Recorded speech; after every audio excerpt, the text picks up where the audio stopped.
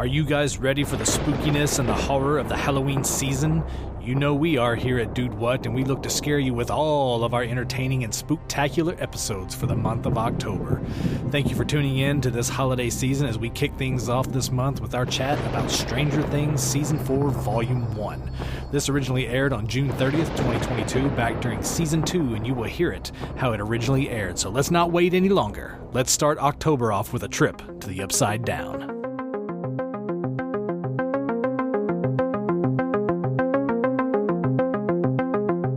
Hey guys, it's Brian from the Dude What podcast, and I want to thank you for tuning in to a special edition of our show this week. We've moved to an every other week release schedule for all new episodes, and you'll get that new episode next week when we cover the category Space. But for this week, you're getting a side table discussion on Stranger Things Season 4, Part 1. And Part 2 should be released this weekend just in time for America's birthday. There will be spoilers on this side table as we talk about all things related to Season 4 of Stranger Things, and there's a little language warning on this one. Not too bad, but just be prepared for that. So sit back and let us navigate you through the Upside Down. Enjoy. Are you not entertained? Is this not why you are here? I just want to watch my movie.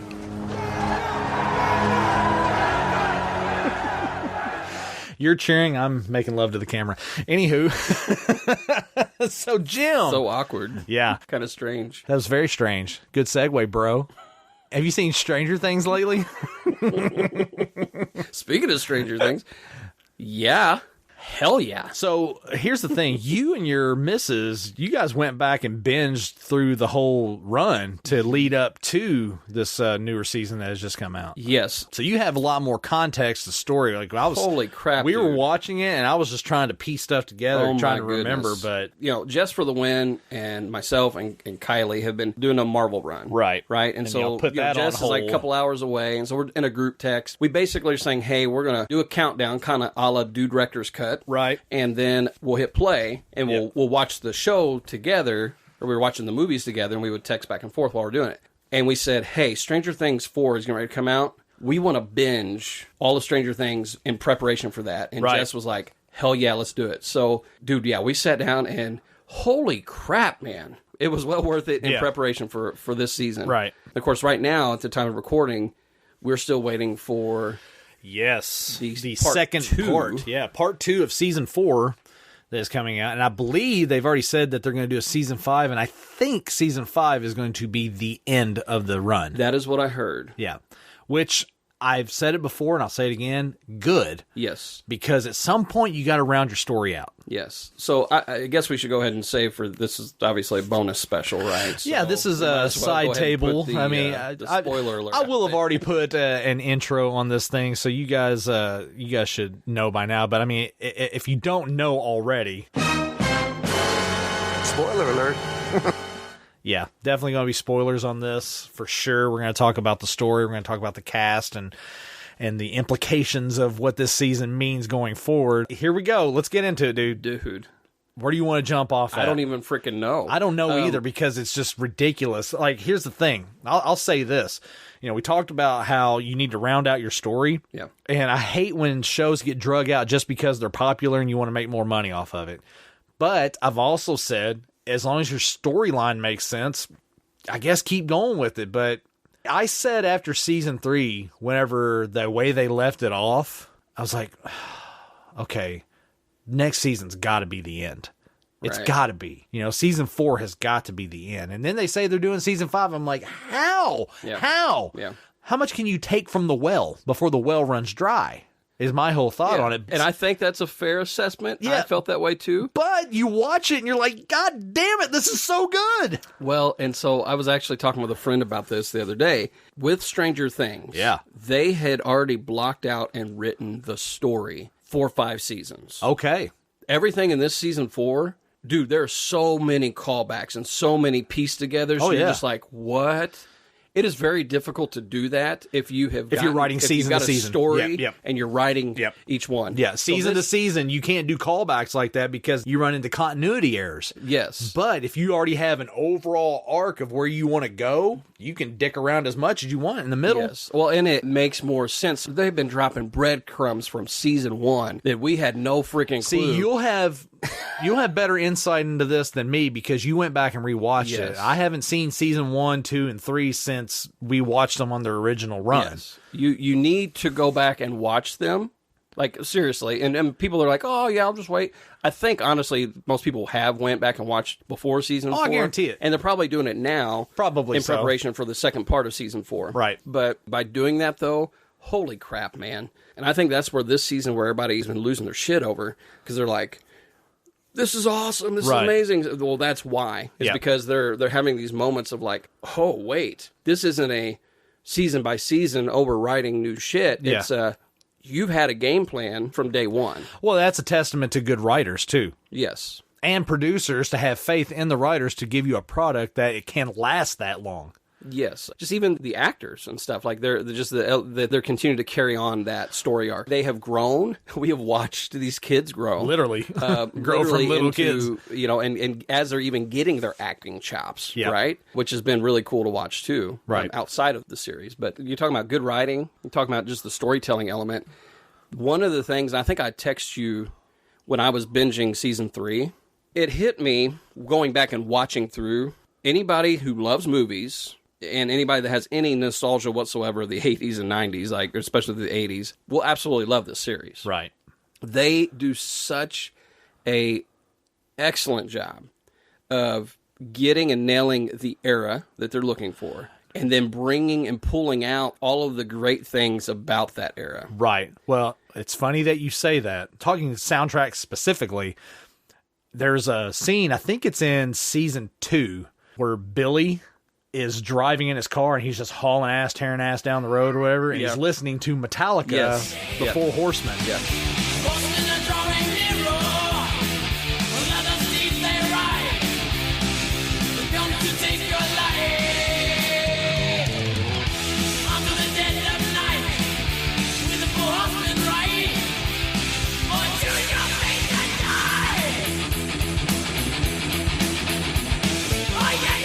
And then when they cut to his bedroom, when he gets home, there is the cover of Kill 'Em All hanging on the wall. Yep. Because you think about it, the time frame, this was like 84, 85. That album came out 83. So it's like right there on the cut. Like, and it's like, that is awesome. Because I'm a huge Metallica fan, obviously.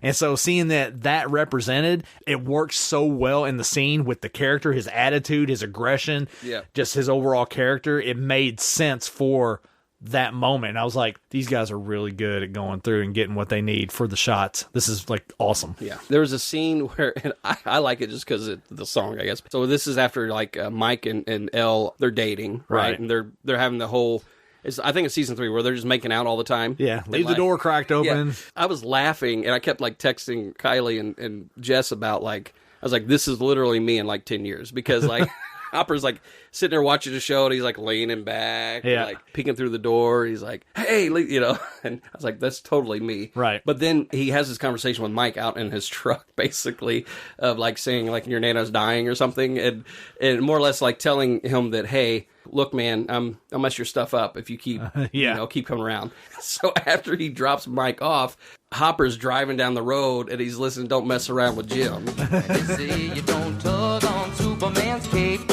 You don't spit into the wind. You don't pull a mask off an old Lone Ranger, and you don't mess around with Jim. But it's just like the beats for the music, everything, dude. They thought through this. Just even like the name of like Nancy. You think about Nancy, and then this season. Let's talk about season 4. Season 4 is ridiculous. Nancy and Freddie. Oh shit! Nightmare on Elm Street. I didn't even piece that together. Yes. Wow. Yes. And then you look at a lot of this season. Oh yeah, had a Nightmare on Elm Street vibe. Had a very heavy Nightmare on Elm Street vibe. And in fact, my wife at one point, Vecna's doing some crazy stuff. And my wife just goes, is this like Nightmare on Elm Street? And I'm like, it kind of has that vibe. Yeah. Well, and then Freddy himself shows up. Right. Robert Englund is the... I heard he was going to be in this season. I did not know he was going to be in it.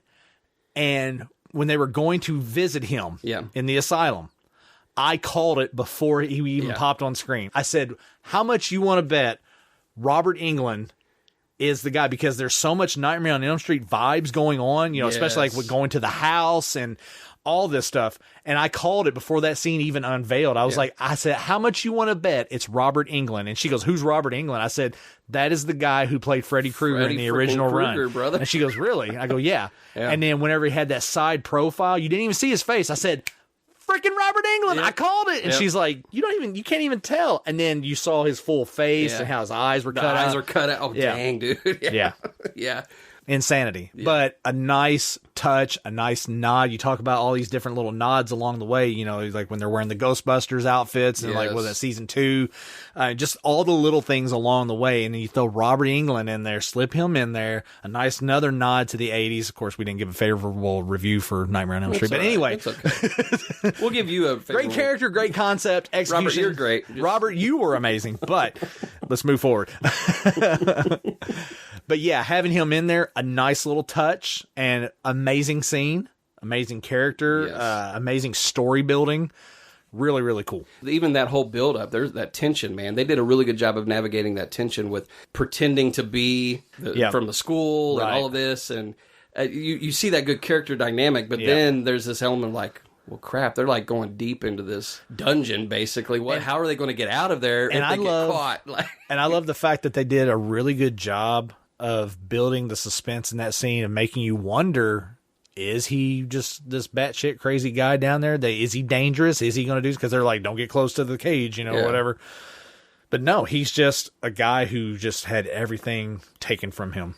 Yeah. Everything in a so supernatural way that it just broke his psyche forever.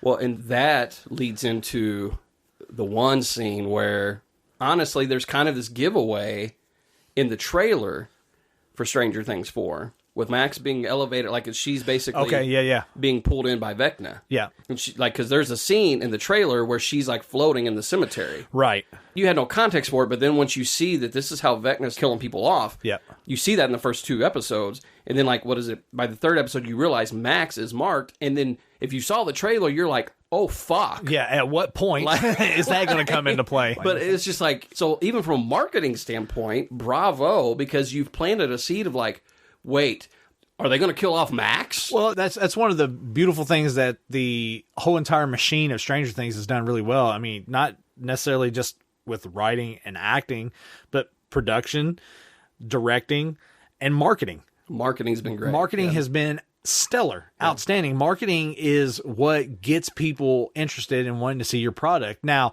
once you get them there, you have to have a good product, which, I mean, they've been delivering on that, but they even started well before this season even released, whenever they put that teaser out where it shows that shot in Russia, where they're just showing the chain gang working on the railroad, and then you see Hopper turn around with a shaved head and looking all gruff and stuff, and you're like, he is alive, yes!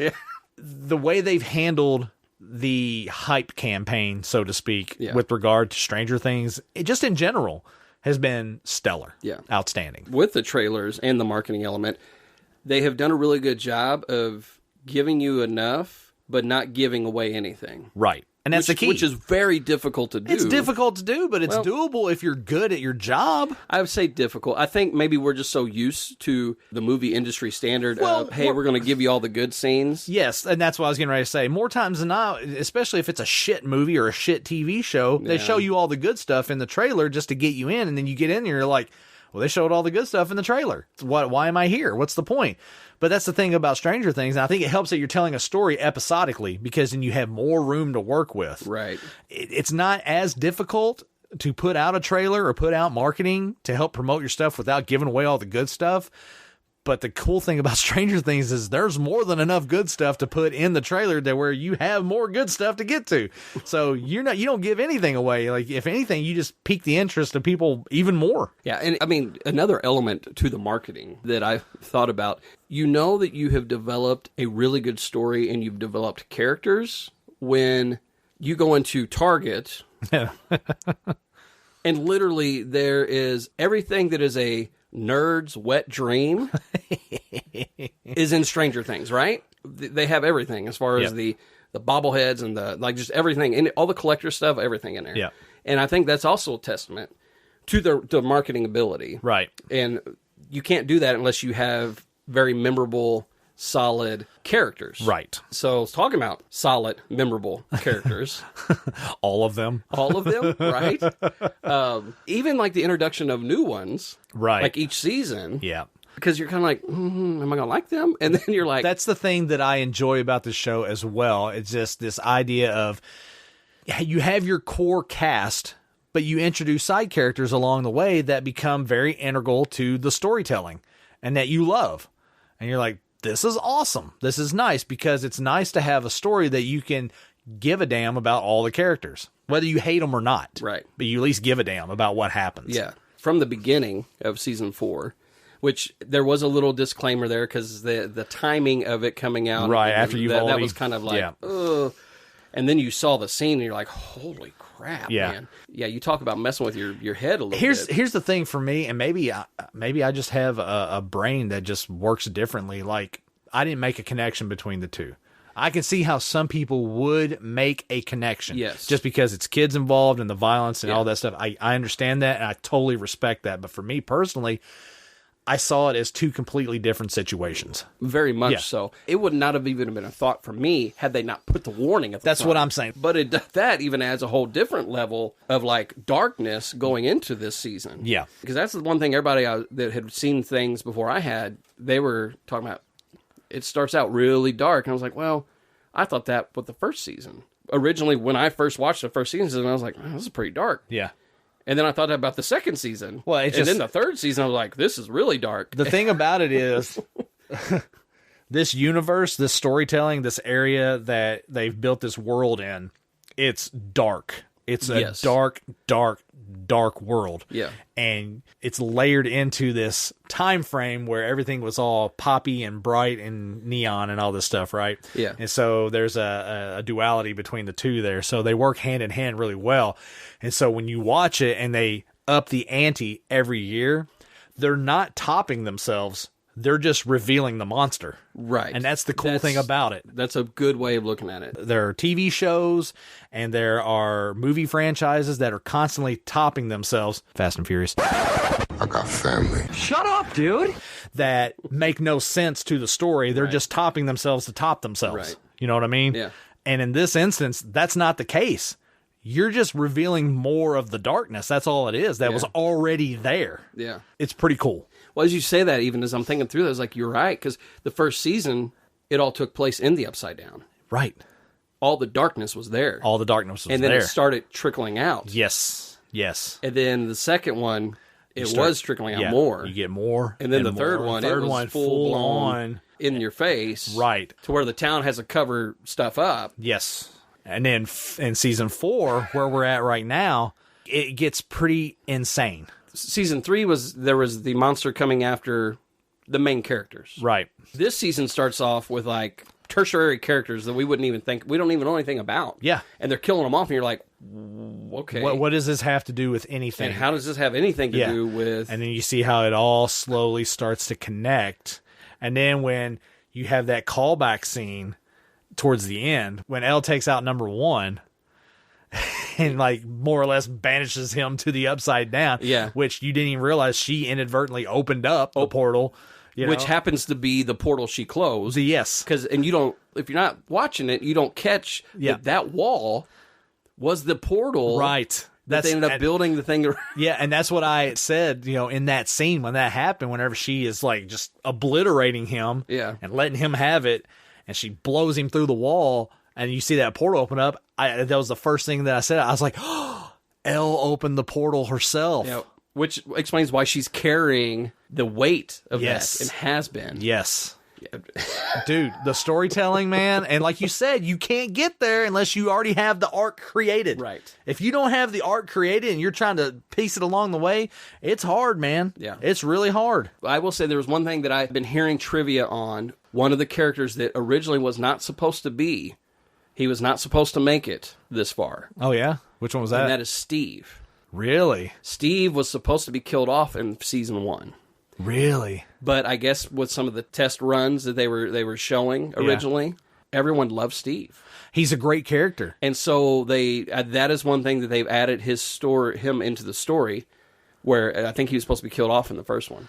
Well, I'll tell you this right now. If they end up in some way like trying to go back to that, like retrofit that demise for that character later on, I think you're gonna have a lot of pissed off people. And the reason why is because he's such a lovable character. And the reason why he's so lovable is because he's relatable in the regard that he was a jockey douche asshole, right, who realized that he was a jockey douche asshole, and changed his ways.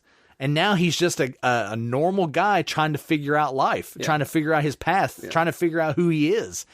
Everyone can relate to that. And so if you kill off such a relatable character, you're going to have a lot of pissed off people. Well, and so if you knew that as you're watching season 4, the moment he goes into the Upside Down, I tell you what, man, you're like, are they going to kill off Steve? And the crazy thing about it is, like as oblivious as he is in his personal life, because he's seen so much shit in this short amount of time with the Upside Down and everything that has happened, he is like literally a champion you can root for. Yes. He is somebody that you're like, yes, Steve's going to make this happen. Like for all his obliviousness and his shortcomings, like with his personal life, his dating life that you see, which all that stuff is hilarious. You know, all that stuff is really funny. Watch him navigate that, because we can all relate to that. We've all been there. Right. But you see where he's kind of battle tested with all the stuff, and he's like, he just literally dives head first. And he's like, this has to be done. We got to do this. I've seen enough of this. I know what comes next. And he doesn't flinch. He goes straight for it. Then you see that book ended when he goes through the portal underwater, and then they follow him down. And then Eddie has that conversation with him. He's like, she was the first one that went in after you. Right. I wouldn't have done that. Yeah. It's cool to see that conversation. That reveal of Eddie. Because here's the thing. The moment Eddie shows up on screen, honestly, my thought was, did he bring Vecna? Right. Is he the bad guy? Well, they did a good job of painting that with the whole D&D thing. I'm so glad we're talking about this now, because you've been on this goddamn D&D kick for like months. Okay. And it all plays in perfectly. Okay. Because there was that backlash in the late 70s, early 80s about this idea of cults surrounding D&D. And it was literally just a bunch of dudes getting together playing a fucking board game. Right. Well, so, like, because you still have this idea, though, of Eddie of being this badass character. Right. But he's not. And he reveals back, like, dude, I am in D&D, like in the imaginary world that I've create. Right. Other than that, just like a scared kid, basically, you know? And that's the thing that always gets lost on people, too, I think, watching the show. These are teenage kids. Right. Teenage kids that have gone through shit. Yeah. Yeah. You know, I don't know. It's just, the Steve Harrington character, he is a character that, you hate him season 1. Yeah. But then you love him. Yeah. Because he evolves. If he had just stayed the same character, he would have been a character to easily hate, no problem. Yeah. But that's the great thing about this show. They give a chance for all these characters to evolve and grow and become different. Yeah. Because what do kids do as they grow older? They become different. Right. Some of them keep same attributes, but they evolve characteristics. And that's such an important story point to have whenever you're telling this big story that's lasting over X amount of years. Well, and I think that, adding that layer into the storytelling as well. That just gives you more depth to your characters. Absolutely. Right? Yeah. Talking about D&D. Here we go again. we got to, obviously. Dude, one of the biggest scenes in the first episode. Yeah. For most people, they'll be like, oh, that was cool. That was awesome. If you've played D&D, the basketball scene where they're doing the back and forth, if you've played D&D, then you were probably up out of your seat by the end of it. When Erica rolls the natural 20, and they're losing their shit. If you've never played D&D, you're kind of like, I guess that's a big deal. If you play D&D, no, you're losing your shit too. Right. So Jess For The Win plays D&D. I do as well. My wife has no desire. You know, it's a wonder sometimes that we're married, actually. You try and recruit me, but I don't have time. Yeah. But, like, so during that scene, both Jess and I were like, a nat 20! Like, we're losing our shit, and Kylie's going to be like, really? Like nerds. But the way they kept doing that whole scene, that whole montage. Well, no, it's... You know, it's this picture of, like, You got your popular athletic. You have sports, and then you've got people who do this is their sport. There's a storytelling element in that episode. The emotional attachment is no different between the two. You're passionate about your thing. Right. And so when you do really well in it, you show it. I think that's the problem. And we can do a deep dive on this some other time, but I think that's the problem with our society. You know, we put so much importance on one thing and don't leave enough room for something else. Right. You don't understand one culture over another. That falls down into the whole thing. It's like, all right, well, that's your thing. Yeah, as long as you're happy, cool. That's awesome. Great. Right. Thumbs up. Keep doing your thing, man. And so, like, you see it with the basketball, the sport. You know, he has this interest to play basketball, and he's doing that. But they have this interest; they want to do D&D. But I think it's also important to note that you can have interest in both. Right. And that's just a testimony and a commentary on teenage kids who find themselves in a moment where they want to do both things and they have to choose. Yeah. You know, you find yourself in a moment, like if you're a two-sport athlete and the two seasons overlap, which one's more important? Which one are you going to go to if you don't have time for both? You know? And so we talked about on Hunger Games about layers of storytelling. Yeah. Stranger Things is just to the nth degree of layers of storytelling and commentary on certain things and social issues, especially when dealing with kids. Yeah. Even with Lucas, even with that character. Yes. Like as we're talking about, like you see the evolution, right? He gets accepted into the popular crowd because he's good at basketball. Yeah.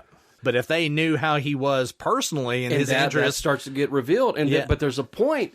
This is where they did so well with the freaking storytelling, dude. Because there's a point you're like, is Lucas going to sell him out? Right. Yes. And you don't freaking know. Yes. Like they did so good at you're going, he very well might. Well, because and you can't blame the kid because you're like putting yourself in his situation. Because you got Hopper's place out in the woods, you got the cabin out by the lake. And it's a wooded area too, and so they, with regard to cinematography, they are able to blend those two areas so well and make you wonder, shit, is he really turning? Is he really doing this? Yeah. You know, and then you see the big reveal of it that he didn't. He just led them away, and so he can go and try and protect them. Very good storytelling, very good building of the script to build that intensity and that worry. You're like, like, oh shit, because you become worried about these characters. Right. Well, because you're like, oh, come on, Lucas. But at the same time, I put myself in his shoes as a teenager, like peer pressure, like it is a thing. Like, you know, you're this is the group that's accepted me now. And I think when we were watching, I think my daughter was like, Lucas is an asshole. I'm like, well, hold on. I mean, you never know. You never know. Erica, man, her character. Right. Lucas's sister. Yep. Like she was Scene stealer. Season 3, man. She was freaking hilarious. She's awesome. And so to bring her in, because in season 3, they're constantly telling her, you're a nerd. Yeah. And she's like, I'm not a nerd or whatever. And so then she's kind of embraced that now. Right. She's gotten a little older and know that she's playing D&D. She's like an alpha nerd. She is. She really is an alpha nerd. Even like her introduction to Eddie, and Eddie's like again, from a D&D standpoint, people probably like, okay, that's pretty funny. But from a D&D standpoint, you're like, okay. Yeah, she just owned his ass big time, you know. But I love whenever she does roll the natural 20, his reaction, because he's like, it was almost like a proud dad kind of reaction. Because then he make a comment. He says something like, "This is why we play. This is why we play. This is why we play." Yeah, and he's not wrong. The whole thing with D&D is like, yes, you have characters you've built. You have a story as the dungeon master, as Eddie was the, you know, he has a world that he has built for them to come into. He's inviting them into. And there's collaborative storytelling, and it's the roll of the dice that determines what happens. Right. And that is the excitement element. Yep. And that's why you see these guys are like, they've had these characters, and this is the last of the campaign, so they have been with these characters for who knows how long. Right. They've built up to these levels.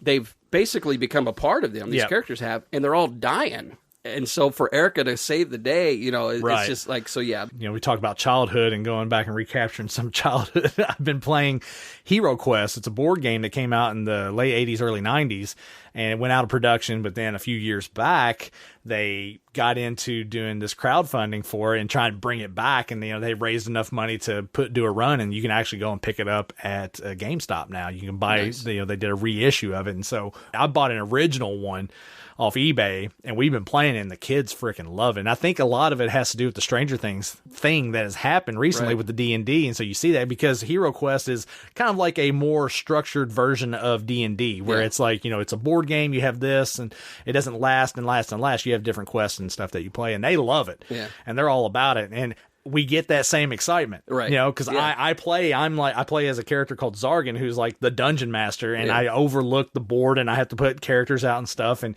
their goal is to basically defeat me, right? And it gets exciting when you're rolling, and it's like you got to roll this, and it's like you didn't get it, and it's like son of a bitch, you know. And so you have this back and forth competition, and it's a lot of fun. It is a lot of fun. I don't think you can contribute enough credit to Stranger Things for the resurgence in D&D. Right. Because talking to my friend Luis, we've talked about Luis before, but he was telling me how like D&D is kind of in the golden age right now. Stranger Things, I think, has helped rejuvenate some of that interest in it. Well, we touched on it a little bit whenever we talked about Metal Lords, whenever I talked about that movie, Joe Manganiello. Yeah. You talked about how he's hosted D&D games like in his basement. You know, he's got this whole setup down there and everything.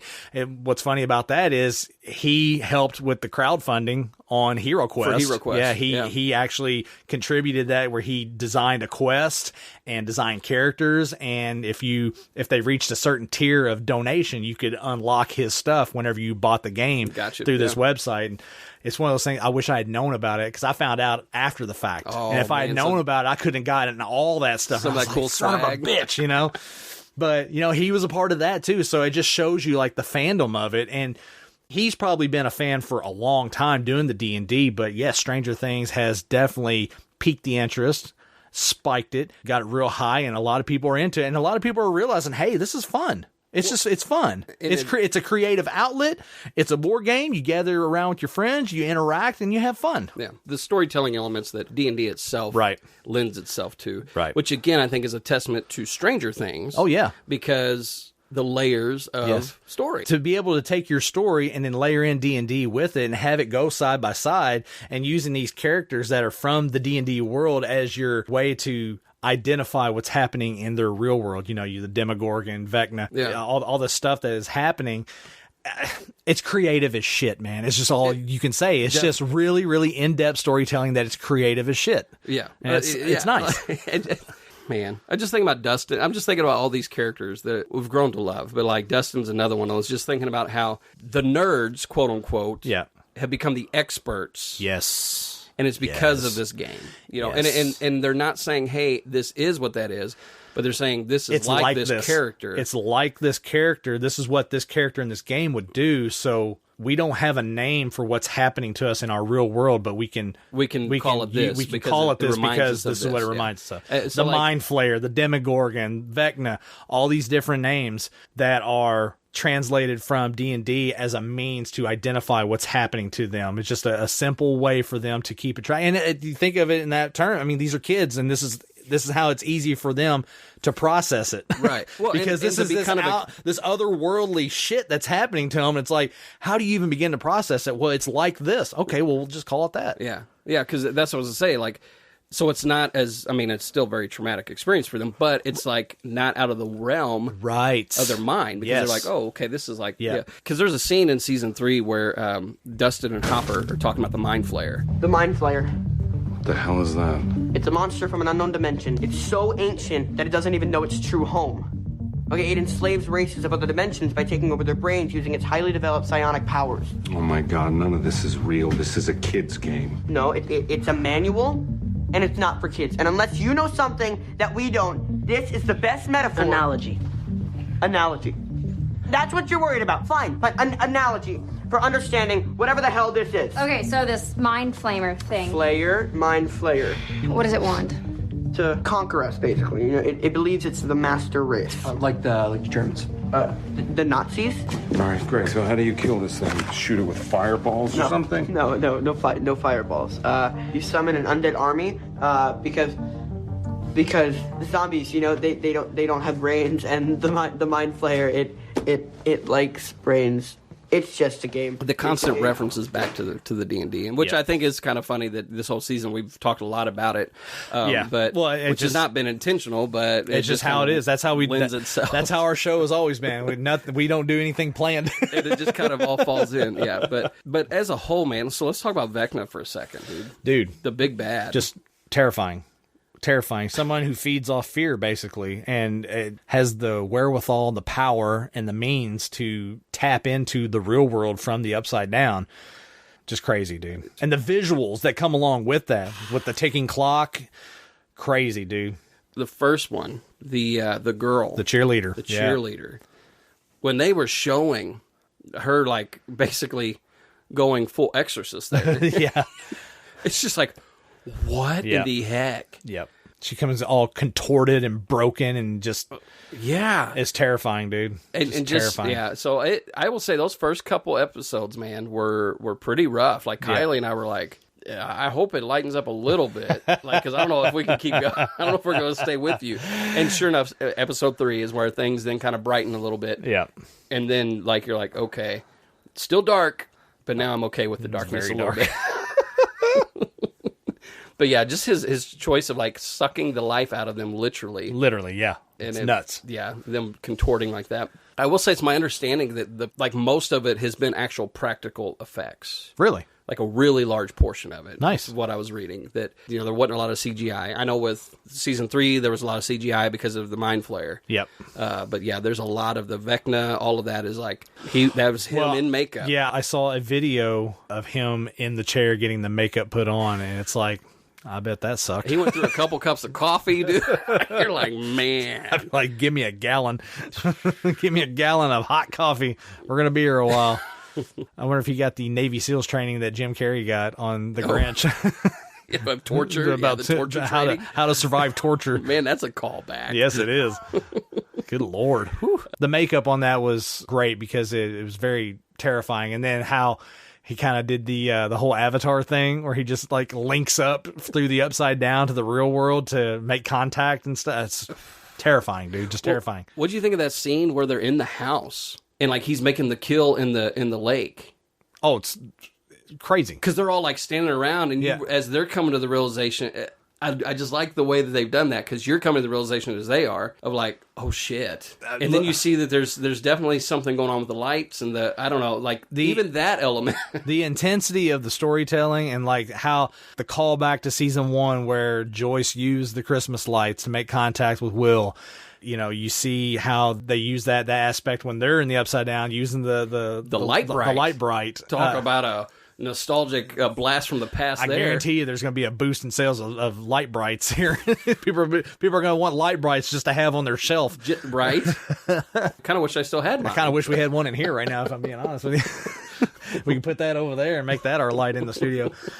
Just seeing the way all those scenes follow, and talking about building the suspense and the intensity, like when they're walking through the house and they're following the light and everything, it's just really, really good. Just really good storytelling, man. Just intense, fun, exciting, suspenseful. What else can you say about it? I mean, there's not really much else you can say. I mean, it's been a hell of a ride. I'm surprised it's lasted this long, but you see the content of it, you're like, it's no surprise, just damn good storytelling. And to know that, honestly, if the pandemic wouldn't have reared its ugly head, honestly, we probably would be talking about season 5 at this point. You're probably right. We probably would be talking about season 5. It would probably either have just dropped or had already been released. Yeah. And we'd already been talking about it. Yeah. But I will say, even with that element, I was a little worried with this season coming out of, like, how are you going to make these kids still look like kids when they're literally like 22, 23 years old now? And they did a fantastic job. I just feel bad for Will and his bow cut. That guy. Look, here's the thing. That haircut is scarier than Vecna. Mm-hmm. I know that's right. And he has like a Stewart look from Mad TV. Look what I can do. With his crazy clothes he's wearing and his crazy haircut. Like, just give him some layers there, man. Just clean it up. Just clean it up, all right? He's old enough now. Clean the haircut up. Come on, up. Joyce. Like, you can do better than that. You can do better. So, yeah. Poor Will. The one glaring problem of the story from season 4 is Will's haircut. Yeah. Yeah, pretty bad. Pretty bad. Yeah. Which I will say even his character, a little awkward, but I think... But he was already going to be an awkward kid, right? Well, yeah, I mean, given the circumstances, but yes, he has been uprooted from his life, everything he knows, which, I mean, the main portion is his friend group, and they have all these experience outside of what he... Right, and he doesn't have any of that. And so there's the awkwardness, that disconnect there. You feel bad for the character because he has gone through so much traumatic BS, and then he's uprooted from all of it. Yeah. You know? It's supposed to be a fresh start, but how can you have a fresh start whenever you're stuck on it? Yeah. So, and another layer of storytelling, but a good, clever way to bring it all back together, because essentially all these characters, which, I mean, it's a hell of a build towards season 5, because you got to think about it. They use season 4 to basically scatter all the characters. You know, they're scattered literally all across the place, literally all over the world. Yeah. And then, I mean, because you have the whole thing going on in Russia right now.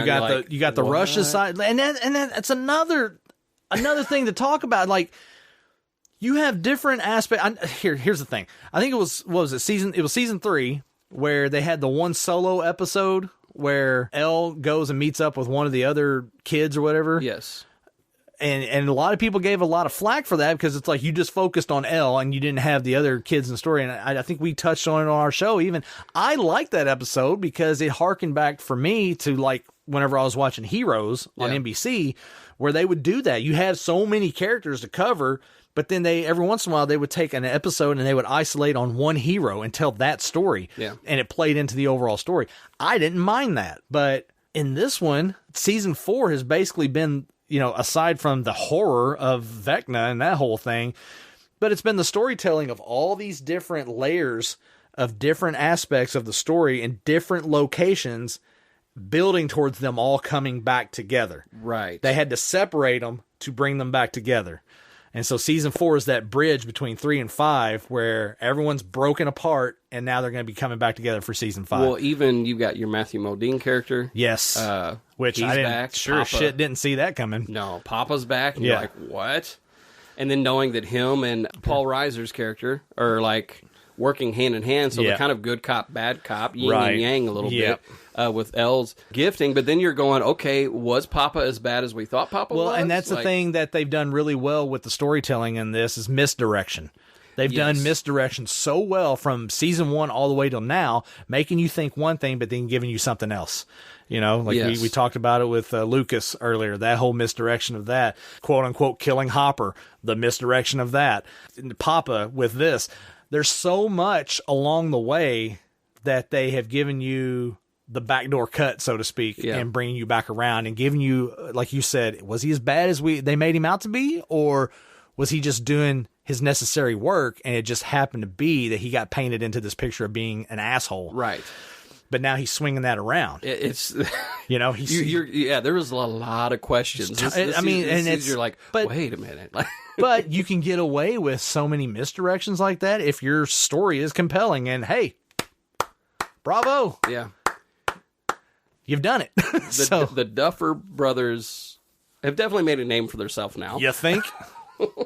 They've done a really good job. Right. A really good job. And I think, like you said, having that story arc in mind and how you want to tell your story, having a beginning, having a middle and points, and then having an end, having a clear vision. Same thing with Vince Gilligan from Breaking Bad. He had the same idea. You know, you have a story arc you want to tell. You know, how many seasons do you think you can do it in? Yeah. You know, I have a beginning, I have an end. This is where my story's going to end. Let's tell the story along the way. And how do we get there? And that's just a sign of genius storytellers. Right. Well, because you and I have talked about one that hasn't finished telling the story, but they have it all written out already. If it's the one that I think Mindhunter. Mindhunters, David Fincher, yes. Kyla and I were scrolling through Netflix the other day, and it came across like Watch Again, and we're like, man, that's such a good series. Yeah. David Fincher, get your head out of your ass, dude. David Fincher has a 5-season story arc that he wanted to tell with Mindhunters. He's got 2 seasons done. He's just a busy guy. He's just too damn busy. Stop being busy. Take a cue from Stranger Things. Focus on Mindhunters, man. Hey, if they ever do 3, 4, and 5 of Mindhunters, holy shit. Holy shit. But yeah, dude. Episodic storytelling is, I think it's at an all-time high right now, especially with Netflix, because you can tell those deep, dark stories and not have to worry about any kind of guidelines guidelines that you have to follow with the FCC on television. Yeah. You know, it's easier to tell darker, grittier stories on Netflix, Hulu, Amazon without the restrictions of the FCC. Oh, and I think it even shows a shift in the industry, right? Because used to it was like, hey, I got to get a pilot out, right? No, and then we'll build the story after. No, you don't even have to do that. No, now. Write the story. Yep. Film your pilot. Okay. Yeah. I mean, we haven't interacted with any streaming executives or anything, but I would imagine if you have a really good freaking story. Hey, you guys at dudewhatpod.com, we're glad to have you Hit us on. up. We got some ideas.